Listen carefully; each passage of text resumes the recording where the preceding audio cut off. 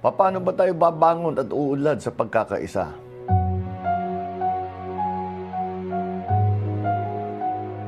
Malapit na matapos ang ating 90-day campaign period. Marami na po kaming napuntahan at talagang pinilit na madaanan, ngunit kahit ganun, parang kulang pa rin ang oras para personal namin makapiling ang ating mga kababayan sa bawat probinsya, bawat syudad. Ganun pa man, ang mensahe namin ng unit team ng pagkakaisa ay mainit na pagtatanggap ng ating mga kababayan. Lagi kong sinasabi, mula sa isang parang bulong lamang ay naging sigaw na at ngayon ay naging kilusan na ng pagkakaisa. At ang sigaw ay sinasabi, ako ay kasama sa pag-uunlad. Ako ay kasama sa pagpaganda ng buhay ng bawat mamamayang Pilipino. Ako ay kasama sa kilusan ng pagkakaisa.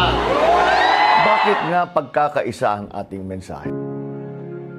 Una ay direksyon. Saan tayo pupunta? Bilang bansa, anong gusto nating marating sa loob ng 6 na taon, 10 taon, 20 taon? Kailangan magkaisa tayong tukuyin ito. Lagi kong sinasabi na ang pinakamahalagang katangian ng isang leader ay ang pagkakaroon ng isang vision para sa bansa. Maraming pwedeng proyekto, maraming pwedeng isabata, ngunit saan ba talaga tayo tutungo? Mahirap magsagwan ng bangka kapag hindi sabay-sabay o kaya ay iba-ibang direksyon ang gustong puntahan. Kailangan iisa lang. Ano ang mga pagkakataon sa buong mundo na nag-aantay sa ating mga Pilipino? Saan ba tayo dapat mag-invest sa ating mga resources? Saan tayo magaling? Saan tayo kailangan? Ano ang mga bagong industriyang malaki na tsansa nating pangunahan? Gusto ba nating maging leader sa teknolohiya, sa food production, sa turismo, sa healthcare? Gusto ba nating mas gumaling sa manufacturing? Kung ganun, ay dito natin dadalhin ang pagpatayo ng ating infrastruktura. Dito natin pararamihin ang paaralan na may kurso at ekspertong guro para sa industriyang ito. Dito natin i-align ang ating energy infrastructure para naman meron tayong maisagot sa mga requirement ng industriyang iyon. Kailangan itong direksyon ito ay malinaw, iisa.